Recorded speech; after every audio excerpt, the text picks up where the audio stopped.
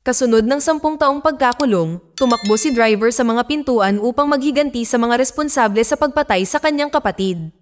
Sa loob ng ilang oras pagkatapos iligpit ang una, nakabuntot na sa kanya ang 2 lalaki, isang veteranong pulis at isang sabik na mamamatay tao.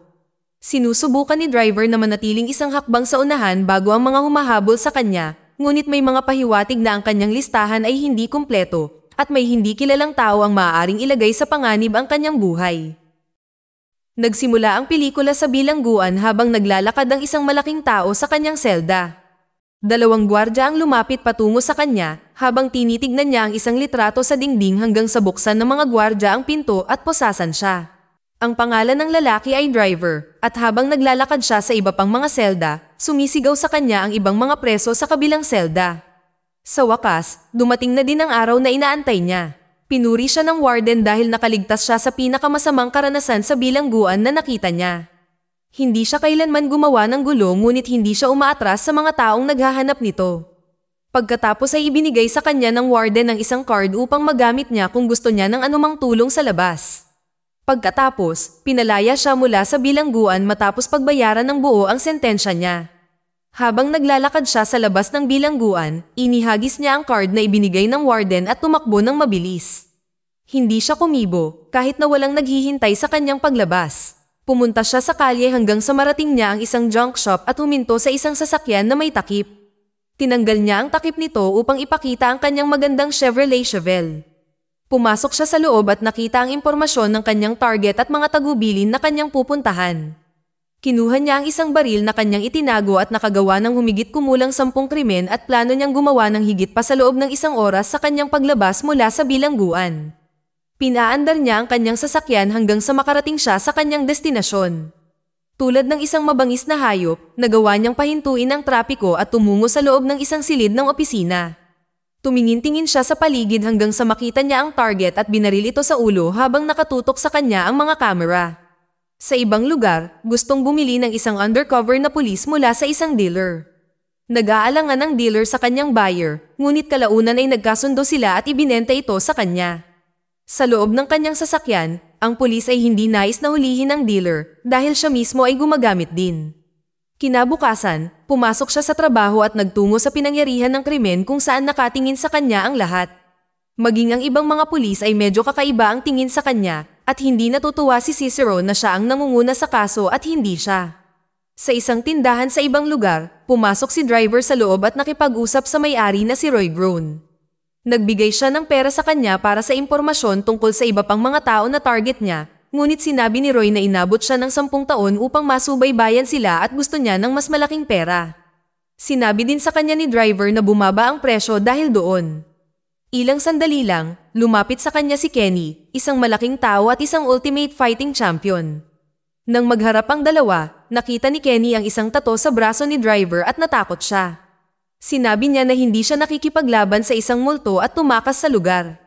Pagkatapos, agad na ibinigay sa kanya ang natitirang mga pangalan at isang refund. Sa police department, sinuri ng 2 detective ang mga CCTV camera sa isang krimen. Napansin din nila na ang lalaking binaril ay alam na darating ang taong bumaril sa kanya. Pagkatapos, tiningnan ni Driver ang susunod niyang target at nagtungo sa lugar ng kanyang target. Kinabukasan, isang multimillionaire na tinatawag na killer ang nakipag-usap sa kanyang asawang si Lily. Isa siyang hambog na hitman na natutuwa kung paano niya natatalo ang lahat sa lahat ng bagay. Pagkatapos ay nakatanggap siya ng isang hindi kilalang tawag na may mga tagubilin upang patayin si Driver. Pagkatapos magbihis, kumuha siya ng peking lisensya, pinalitan ang plate number ng kanyang sasakyan, at nagmaneho palayo sakay ng Ferrari.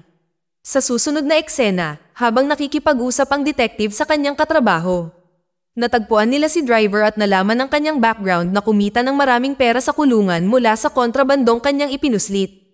Ngunit nakulong siya ng 10 taon nang walang proteksyon, at ito ay dahil nahuli siyang gumagawa ng pagnanakaw sa isang bangko. Siya ang driver ng heist at hinahabol ng napakaraming pulis. Nagawa niyang magmaneho ng pabaligtad sa loob ng ilang oras at nagmaneho ng may perpektong galaw. Sinubukan ng mas maraming pulis na hulihin siya mula sa likuran, ngunit nautakan niya ang mga ito at nakatakas. Nais malaman ng detective kung paano siya nahuli. Ang eksena ay lumipat sa isang matandang lalaki na tinulungan ng isang random na babae na nagmamalasakit sa kanya. Samantala, si Killer ay nakipagsapalaran sa parehong gusali at nakikipag-usap sa kanyang therapist sa telepono nang biglang nakita niya si Driver. Inihanda niya ang kanyang baril at sinabi sa therapist na ang kanyang asawa ay isang distraction na isang problema para sa kanyang trabaho. Pagkatapos makita ang file ng matanda at tiningnan niya ang isang larawan ng kanyang sarili at ng kanyang mahal na kaibigan na si Gary, lumabas siya sa sasakyan at gayon din si Killer na sumusunod sa kanya. Bumalik sa istasyon, pinapanood ng mga detective ang isang video ng bank heist crew. Isa pang team ang sumalubong sa kanila at napatay ang dalawa sa kanila habang nagre-record. Hinawakan nila si Driver at ang kanyang matalik na kaibigan na si Gary habang nakatutok ang baril at tinatanong kung nasaan ang pera. Tumangging magsalita si Gary, kaya pinagbantaan at pinagtawanan ng mga magnanakaw ang dalawa. Tinutukan nila ng baril si Gary at sinabihan niya si Driver na huwag sabihin sa kanila kung nasaan ang pera at humingi ng paumanhin sa pagdadala sa kanya sa gulo na ito. Ngunit sinabi ni Driver na nasa ilalim ng floorboard ang pera. Sa lugar ng matanda, naglagay siya ng isang bagay sa inumin ng babae at tumayo ang matanda. Naglalakad si Driver sa hallway hanggang sa makita niya ang room number at maalala ang isa sa mga lalaking pumatay sa kanyang team. Lumalabas na ang lalaking pinatay niya kanina ay bahagi ng team na pumatay kay Gary. Nadiskubre ng crew ang pera at nandoon din ang matanda, inaasar si Driver habang nakatutok sa kanya ang camera. Ganon din ang ginagawa niya sa babae sa kwarto niya, ngunit pumasok si Driver sa kwarto at alam na ng matanda ang mangyayari sa kanya. Habang nagmamakaawa siya para sa kanyang buhay, pinatumba niya ang lalaki at nakita ang babaeng umiiyak. Dumating din si Killer upang barilin siya, ngunit humarang ang isang bata sa pagitan nila. Itinulak siya ni Driver at nagbarilan ng dalawa sa isa't isa. Ngunit nang makabawi ng hininga si Killer at lumabas para salubungin si Driver, wala na siya doon. Tila nakatakas na si Driver at nakita niyang nagmamaneho ito palayo. Nasaksihan din ng mga detective na pinatay ng mga lalaki si Driver. Binanggit na patay na siya, at habang ang puting kumot ay itinatakip sa kanya, bigla siyang nagising. Nilagyan ng matinding galit ang kanyang ulo, at ngayon, siya ay nakalabas para sa walang awang paghihiganti. Pagkatapos, pumunta ang detective sa bahay ng kanyang dating asawa at sinabi sa kanya na lagi na lang niyang hindi dinadala ang kanyang anak sa kanyang laro. Ang dalawa ay pumunta sa sasakyan upang magmaneho papunta sa kanyang laro at nakatanggap ang detective ng isang tawag kung saan inalerto siya ni Cicero para sa pangalawang kaso ng pamamaril. Pagkalipas ng 2 oras, dumating siya sa pinangyarihan ng krimen para lang matuklasan na pinatumba ni Driver ang isang matandang gumagawa ng krimen. Ang matanda ay may maraming video ng kanyang kasuklam-suklam na mga krimen. Samantala, si Killer ay nakikipag-usap kay Lily at nagalit sa kung paano siya nautakan ni Driver. Sinabi niya na si Driver ay mas mabilis kaysa sa kanya at ito ay nagpapabagabag sa kanya. Ang eksena pagkatapos ay lumipat kay Driver habang ipinaparada niya ang kanyang sasakyan sa isang motel. Sa loob, nakita niya ang kanyang mukha na nasa TV pati na rin ang matanda at pinatay niya ito. Kinabukasan, natuklasan ni Cicero na ang kanyang katrabaho ay hindi kasing linis ng hitsura niya, ngunit may 10 araw pa ito bago magretiro, kaya hinayaan niya ito. Samantala, si Driver ay tumungo sa isang tahimik na lokasyon at nakita niya ang isang lalaking naglalakad papunta sa kotse kasama ang kanyang anak na nagpaalam sa ina. Inihanda niya ang kanyang baril at habang pinapakain ng babae ang isa pa niyang anak, may narinig siya. Tinignan niya ito at nakita si Driver na nakatayo doon na nakatingin sa mga larawan ng pamilya at sinampal niya ito. Tinanong niya ito kung bakit siya bumalik at kung bakit niya ito pinagbawalan na bumisita sa kanya sa kulungan, kaya inamin sa kanya ni Driver na ayaw din niyang mawala siya. Habang lumuluha ang kanyang mga mata, niyakap siya nito at lumabas siya ng pintuan. Hinabol niya siya at sinabihan na patayin silang lahat. Nang gabing iyon, pumunta si Driver sa Nevada at tinitingnan ang susunod niyang target. Isa itong bouncer sa club at itinago ni Driver ang kanyang baril at naglakad patungo sa club. Sinuri siya ng bantay bago pumasok sa club at ito ang eksaktong tao na pumatay kay Gary. Pumunta ito sa kabilang silid at sinundan siya ni Driver. Nagtungo ang lalaki sa CR at nagpakita si Driver mula sa likuran niya. Hindi siya makapaniwala sa kanyang nakita at sinabihan ng matandang waiter na magbantay sa labas ng silid at huwag sabihin kahit kanino ang nakita niya dahil isa lang sa kanila ang lalabas ng silid. Ang lalaki ay naglabas ng patalim at si Driver ay naglabas din ng maliit na patalim para sa kanyang sarili. Nagsimula silang maglaban, ngunit natapos lang din ito sa loob ng ilang segundo habang sinasabi ng lalaki na sabihin sa kanyang anak na mahal niya siya at ibinigay kay Driver ang kanyang telepono. Pagkatapos ay humingi siya ng tawad sa kanya at sinabing pinilit lang siyang patayin ang kanyang mga kasama at tuluyan na siyang binawian ng buhay. Pagkatapos, tinawagan ni driver ang anak ng lalaki at sinabihan ito na humihingi ng tawad ang kanyang ama at bumalik sa kalsada para magmaneho. Samantala, tinitignan ni Killer ang isang lumang litrato ng kanyang sarili at pagkatapos ay ang kanyang target. Sinimulan niyang linisin ang kanyang mga baril at gusto ng kanyang asawa na huminto siya sa kanyang trabaho. Ngunit siya ay porsigido na gusto niyang tapusin ang kanyang huling trabaho bago siya tuluyang huminto sa trabaho. Samantala, habang natutulog ang detective sa bahay ng kanyang dating asawa at tumatambay sa kama kasama ang kanyang anak, nakita ng detective ang kanyang dating asawa na nakahiga sa sahig habang sinasabi na mapupunta sila sa impyerno dahil sa kanilang ginawa. Kinabukasan, ang lahat ay naghahanda para sa kanilang mga misyon at handa na para sa hinaharap. Ang mga detective ay nag-uusap at natuklasan na ang mga namatay na lalaki ay parehong mga informant. Pagkatapos ay sinabi niya kay Cicero na pupunta siya sa lugar ng krimen upang malaman kung ito ay may koneksyon sa kanilang suspect. Habang nasa biyahe, masama ang pakiramdam ni driver para sa anak ng lalaki. Ngunit pagkatapos marinig sa radyo na siya ay nasa kritikal na kondisyon ngunit buhay pa rin na nasa ospital. Agad na tumungo si driver doon at ganoon din ang detective. Natanggap din ni Killer ang balita at tumungo sa lugar. Si driver ay pumarada sa labas at naglalakad lamang sa emergency bay ng ospital. Nagsimula siyang maghanap sa lugar upang hanapin ang kanyang target habang siya ay nasa operasyon. Sa wakas, nakita niya ito at pumasok sa silid. Sa pagkakataong ito, tiniyak niya na tatapusin ang trabaho, ngunit narinig ng detective ang putok ng baril at tumakbo patungo sa kanya. Bumaba siya ng hagdanan at nagpalitan ng mga putok ng baril sa magkabilang panig ng isa't isa. Patuloy ang pagbaril ni driver at muling nag-reload. Pagkatapos, ang detective ay dahan-dahang lumapit sa kanya para lang makita na wala na siya, ngunit nang bigla siyang sumulpot sa kabilang kanto. Itinutok sa kanya ni driver ang kanyang baril.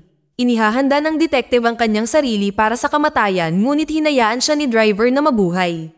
Bumalik siya sa kalye ngunit nakita siya ni Killer at bigla siyang tinawagan ng anak ng pinatay niya kanina at tinanong niya si driver kung pinatay niya ang kanyang ama. Sinabi rin sa kanya ng anak ng lalaki na hahanapin niya siya at papatumbahin din niya ito habang papalapit ang sasakyan ni Killer mula sa likuran. Nagsimulang magpatakbo ng mabilis ang dalawang sasakyan sa kalye at pareho nilang nagagawang iwasan ang mga sasakyan sa daan. Para silang lumilipad sa loob at labas ng mga linya, at ginagawa ni driver ang lahat ng kanyang magagawa upang maglagay ng distansya sa pagitan nila habang si Killer ay gumagawa ng eksaktong kabaligtaran. Si driver ay gumawa ng isang kamanghamanghang trick upang pahintuin ang sasakyan ni Killer at barilin ang kanyang mga gulong. Pagkatapos ay nagpaputok si Killer at nasugatan si driver, dahilan upang mabilis na tumakas siya sa lugar. Pagkatapos ay sinabihan si Killer na gusto ng kliyente na kunin ang trabaho ngunit tumanggi siyang makinig. Nagtungo si driver sa isa pang address at tinutukan ng baril ang isang matandang babae at sinabi kung nasaan siya. Ngunit, sinabi niya sa kanya na namatay siya ilang taon na ang nakalilipas. Pagkatapos, tinahi ng babae ang sugat niya at tinignan ni driver ang isang photo album. Magkapatid pala si driver at Gary at naniniwala si driver na tatay ni Gary ang nag-setup sa kanila, ngunit sinabi ng nanay niya na hindi magagawa iyon ng tatay ni Gary at humingi ng tawad ang nanay niya dahil sa hindi pagtatanggol sa kanya noong pinapahirapan siya ng tatay niya dahil hindi niya ito anak at tanging si Gary lang ang nagmamahal sa kanya. Nagsimulang isipin ni driver kung sino ang maaaring may kagagawa ng lahat ng ito at isang larawan ang nagpahayag ng katotohanan sa atin. Sa sumunod na eksena, inihinto ni driver ang kanyang sasakyan sa gitna ng kalsada at tiningnan ang labi ng kanyang kapatid at tumungo sa susunod na misyon niya. Samantala, nagbigay ng mga papuri ang ibang opisyal sa detective at nilapitan siya ni Cicero. Sinabi niya sa kanya na maganda ang kanyang ginawa at ipinaalam niya sa kanya na may nalaman siya tungkol sa 3 tao na pinatumba ni driver. Lahat ng 3 namatay na lalaki ay mga informant at wala ni isa sa kanila ang nakagawa nito sa tamang oras. Pagkatapos, nagsimulang suriin ng mga detective ang isang taong kasabwat sa mga informant. Samantala, tinitingnan ni driver ang kanyang susunod na target habang si Killer at ang detective ay parehong patungo sa parehong lugar. Ito ay lumalabas na ang susunod niyang target ay isang pastor. Sa kanyang maingay at kakaibang pananalita, napahinto siya nang mapansin niya si driver na nasa paligid din. Hindi siya makapagsalita ng kahit isang salita at tinapos ang kanyang pagsasalita. Pagkatapos ng lahat, sinabi niya sa kanya na inaasahan niya siya. Pumasok ang asawa at anak ng lalaki ngunit sinabi niya sa kanila na okay ang lahat at sinabihan silang umuwi. Inanyayahan siya ni driver na maglakad sa labas at pumunta sila sa malapit na ilog at nalaman ni driver na nag-ampon siya ng 5 bata. Ngunit sinabi ni driver na kahit na nagbago siya, hindi niya mababawi ang mga ginawa niya. Sinabi sa kanya ng lalaki na hindi niya kilala ang mga taong nagbigay sa kanila ng lokasyon ng safe house ngunit sinubukan niyang iligtas si Gary. Mula sa araw na iyon ay nagtakda siya upang iligtas ang mga taong tulad niya at iniisip ni driver kung dapat niya ba itong patumbahin o hindi. Dahil sa mahirap na sitwasyon, umikot ang emosyon sa loob niya at ayaw niyang patawarin ang lalaki. Sinabi sa kanya ng lalaki na ayos lang ang lahat at pinapatawad niya siya sa kanyang gagawin.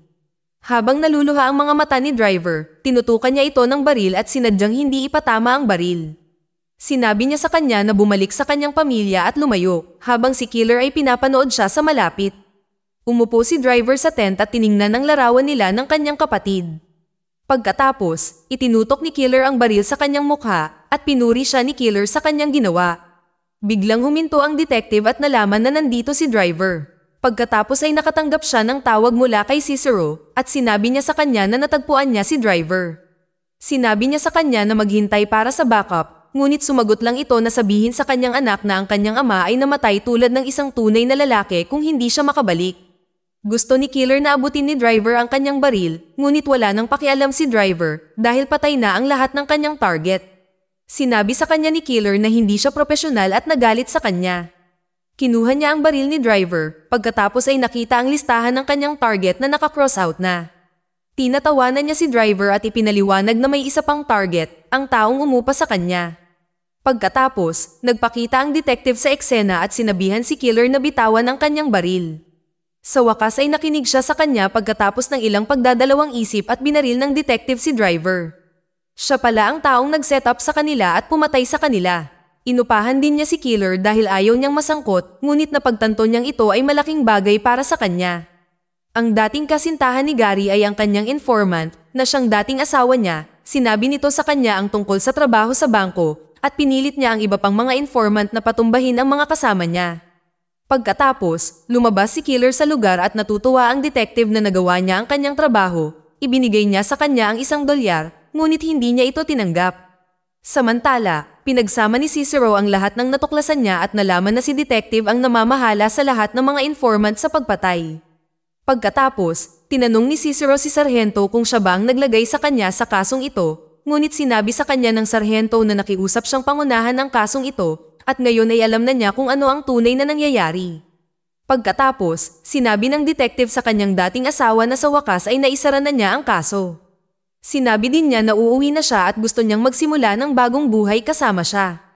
Tapos boom, hindi hinayaan ni driver na makatakas siya ng ganon kadali. Nakaligtas pala siya sa isa pang tama ng bala sa kanyang ulo nang tumama ang bala sa bakal na plate sa kanyang bungo.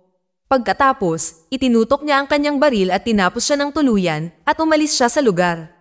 Tinawagan din ni killer ang kanyang asawa at sinabing uuwi na siya. Pagkatapos, natuklasan ni Cicero ang bangkay ng detective at dumating din si Sargento sa pinangyarihan upang suriin ang bangkay ng detective. Tinignan niya ang listahan at itinago ito sa kanyang bulsa upang ang kanyang pamilya ay maaaring makatanggap ng buong benepisyo mula sa kanyang pagkamatay. Sa huling eksena, itinapon ni driver ang abo ng kanyang kapatid sa karagatan, masaya dahil nakaganti na siya sa mga taong gumawa nito sa kanyang kapatid at nagmaneho palayo. Dito na nagtatapos ang kwento. Kung nagustuhan mo ito, huwag mahihiyang pindutin ang like button, at kung hindi mo ito nagustuhan, pindutin ang dislike button ng 2 beses para lang makasigurado. And as always, thank you for watching.